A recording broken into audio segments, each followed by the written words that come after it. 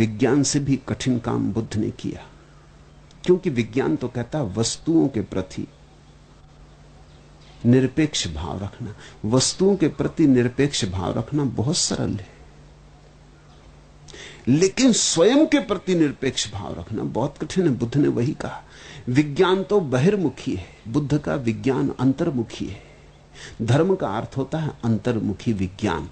बुद्ध ने कहा जैसे दूसरे को देखते हो बिना किसी धारणा के, ऐसे ही अपने को भी देखना बिना किसी धारणा के। ये जरा कठिन बात है, करीब करीब असंभव जैसी, क्योंकि हम अपने को तो बिना धारणा के देख ही नहीं पाते।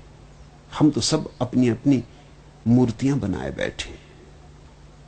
हम सब ने तो मान रखा है कि हम क्या हैं, कैसे हैं, कौन हैं, पता कुछ भी नहीं है, मान सब रखा है। इसलिए रोज दुख उठाते हैं, क्योंकि कोई हमें गाली दे देता है तो हमें कष्ट हो जाता है, क्योंकि हमने तो मान रखा था कि लोग हमारी पूजा करें और लोग गाली दे रहे हैं। कोई पत्थर फेंक देता है तो हम क्रोधित हो जाते, क्योंकि हमने तो मान रखा था कि लोग फूल मालाएं चढ़ाएंगे, लोग पत्थर फेंक रहे हैं। हमारी धारणाएं हैं अपनी। हमने मन में अपनी एक स्वर्ण प्रतिमा बना रखी, कल्पनाओं की, सपनों की, इंद्रधनुषी। बुद्ध कहते हैं ये प्रतिमाएं भी छोड़ो, नहीं तो तुम आत्म साक्षात्कार न कर सकोगे। तुम कौन हो ये धारणा छोड़ो। हिंदू कि मुसलमान कि ईसाई कि जैन, तुम कौन हो, ब्राह्मण कि शूद्र कि क्षत्रिय, तुम कौन हो, साधु कि असाधु, ये सब धारणाएं छोड़ो।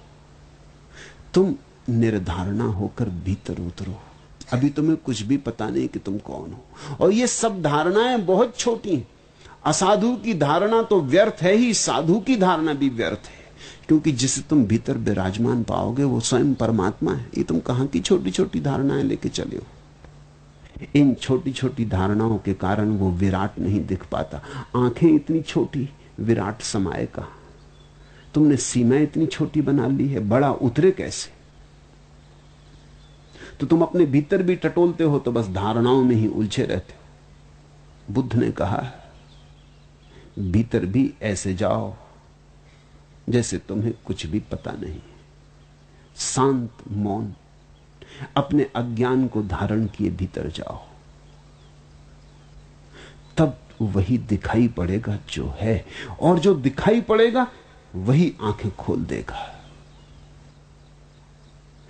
ध्यानी आंख बंद करके ध्यान करने बैठता है, लेकिन जब ध्यान हो जाता तो आंख ऐसी खुलती है कि फिर कभी बंद ही नहीं होती, फिर सदा के लिए खुली रह जाती। जिनको तुमने अपना विचार मान रखा है, कभी ख्याल किया वो क्या है? मैं हिंदू, मुसलमान कि ब्राह्मण कि शूद्र कि अच्छा कि बुरा कि ऐसा कि वैसा, ये तुमने जो मान रखे हैं विचार, ये तुम्हारे हैं, ये सब उधार है। मन तो एक चौराहा है जिस पे विचार के यात्री गुजरते रहते। तुम्हारा इसमें कुछ भी नहीं। मैं एक घर में मेहमान था, दो बच्चे सीढ़ियों पर बैठ के बड़ा झगड़ा कर रहे थे। तो मैंने पूछा मामला क्या है। जब मारा पीट पर नौबत आ गई तो मैं उठा और बाहर गया। मैंने कहा रुको, बात क्या है? अभी तो भले चंगे बैठे खेल रहे थे। उन्होंने कहा कि इसने मेरी कार ले ली। मैंने कहा कहां की कार? तो उन्होंने कहा आप समझे नहीं, आपको खेल का पता ही नहीं। तो मैंने कहा खेल मुझे समझाओ। तो उन्होंने कहा बात यह है कि रास्ते से जो कारें गुजरती हैं, जो पहले देख ले वो उसकी। अभी एक काली कार गुजरी, वो मैंने पहले देखी और ये कहता है कि मेरी। इससे झगड़ा हो गया। अब सड़क से कारें गुजर रही हैं और दो बच्चे लड़ रहे हैं कि किसकी, और बंटवारा कर रहे हैं। कारों वालों को पता ही नहीं कि यहां मुकदमे की नौबत आ गई, मारपीट की हालत हुई जा रही। विचार भी ऐसे ही हैं, तुम्हारे मन के रास्ते से गुजरते हैं, इसलिए तुम्हारे हैं ऐसा मत मान लेना। तुम्हारा कौन सा विचार है? जैन घर में पैदा हो गए, मां बाप ने कहा तुम जैन हो, एक कार गुजरी, तुमने पकड़ी कि मेरी। मुसलमान घर में रख दिए गए होते तो मुसलमान हो जाते, हिंदू घर में रख दिए गए होते तो हिंदू हो जाते। संयोग की बात थी कि तुम रास्ते के किनारे खड़े थे और कार गुजरी। ये संयोग था कि तुम जैन घर में पैदा हुए कि हिंदू घर में पैदा हुए। ये संयोग मात्र है, इससे तुम न हिंदू होते हो न जैन होते हो, मगर हो गए, तुमने पकड़ ली बात। किसी ने समझा दिया ब्राह्मण हो, तिलक टीका लगा दिया, जनेऊ पहना दिया, कैसे कैसे बुद्धू बनाने के रास्ते, और सरलता से तुम बुद्धू बन गए और तुमने मान लिया कि बस मैं ब्राह्मण हूं, और तुम शूद्र को हिकारत की नजर से देखने लगे और अपने पीछे तुमने अकड़ पाल ली। और फिर ऐसा ही तुमने गीता पढ़ी और कुरान पढ़ा और बाइबल पढ़ी और विचारों की श्रृंखला तुम्हारे भीतर चलने लगी, तैरने लगी, रास्ते पर ट्रैफिक बढ़ता चला गया और तुम सारे ट्रैफिक के मालिक हो गए। तुम्हारा इसमें क्या है? तुम्हारा इसमें कोई भी विचार नहीं। और फिर तुमने यह भी देखा विचार कितने जल्दी बदल जाते हैं। विचार बड़े अवसरवादी हैं, विचार बड़े राजनीतिज्ञ हैं। पार्टी बदलने में देर नहीं लगती, जब जैसा मौका हो। मुल्ला नसरुद्दीन अपने घोड़े को बांधकर एक दुकान पर सामान खरीदने गया। जब वो लौट के आया तो किसी ने घोड़े पर लाल पेंट कर दिया, घोड़े पर। तो बड़ा नाराज हुआ कि ये कौन आदमी है, इसने किसने शरारत की। तो किसी ने कहा ये सामने जो शराब घर है, इसमें से एक आदमी आया और उसने इसको पोत दिया, कोई पिए होगा। तो मुल्ला बड़े क्रोध में भीतर गया। उसने कहा कि किस नालायक ने मेरे घोड़े पर लाल रंग पोता है, हड्डी हड्डी निकाल के रख दूंगा, कौन है, खड़ा हो जाए। जब आदमी खड़ा हुआ तो बड़ा घबराया, कोई 6.5 फीट लंबा है। एक सरदार जी खड़े हो गए। मुल्ला थोड़ा सहमा।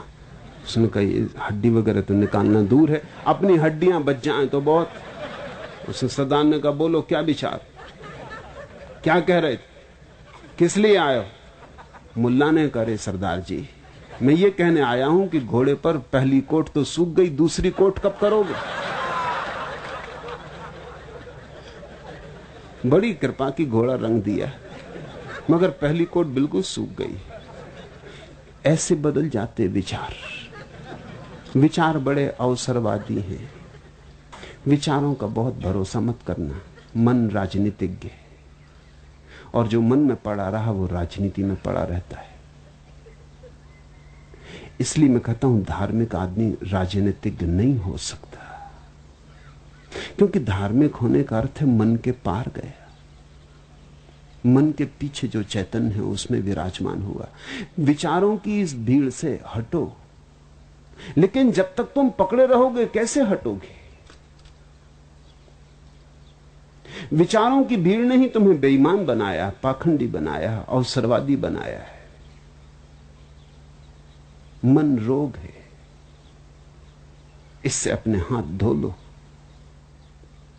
बेमन हो जाओ। समाधि का इतना ही अर्थ है, ध्यान का इतना ही अर्थ है कि किसी तरह मन से तुम्हारा तादात्म्य छूट जाए और तुम रोज देखते हो कि ये मन तुम्हें कैसे कैसे धोखे दिए जाता है और इस मन के द्वारा तुम दूसरों को धोखे दे रहे हो और ये मन तुमको धोखा दे रहा है। तुम अपने मन को जांचो, तुम बड़ी राजनीति मन में पाओगे। तुम चकित होगे देखकर कि तुम्हारा मन कितना अवसरवादी है। जब जो तुम्हारे अनुकूल पड़ जाता उसी को तुम स्वीकार कर लेते। जब जिस चीज से जिस तरह शोषण हो सके तुम वैसा ही शोषण कर लेते। जब जैसा स्वांग रचना पड़े वैसा ही स्वांग रच लेते। अगर ऐसा ही चलता रहा ये स्वांग रचने का खेल तो आत्मबोध कभी भी ना हो सकेगा। कितने तो स्वांग तुम रच चुके। कभी जंगली जानवर थे, कभी वृक्ष थे, कभी पशु पक्षी थे, कभी कुछ कभी कुछ, कभी स्त्री कभी पुरुष। कितने स्वांग तुम रच चुके अनंत अनंत यात्रा पथ पर। कितने विचारों के चक्कर में तुमने कितने स्वांग रचे, कितनी योनियों में तुम उतरे और अभी भी चक्कर जारी। बुद्ध कहते हैं जो मन से मुक्त हो गया वो आवागमन से मुक्त हो गया,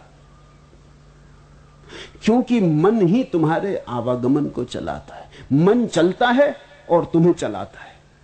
मन का चलना रुक जाए तो तुम्हारा चलना भी रुक जाए। इस यात्रा का जो पहला कदम है वो है मन के साथ तादात्म्य तोड़ लेना। मैं मन नहीं हूं तो फिर मन के विचारों से क्या संबंध? तो न तो ईश्वर के संबंध में कोई विचार लेके चलना, ना आत्मा के संबंध में कोई विचार लेके चलना, ना शुभ अशुभ के संबंध में कोई विचार लेके चलना। विचार को पकड़ के चलने वाला निर्विचार तक कभी नहीं पहुंच सकेगा। विचार को छोड़ना है और निर्विचार में स्थिर होना है। ये महाक्रांति बुद्ध संसार में लाए।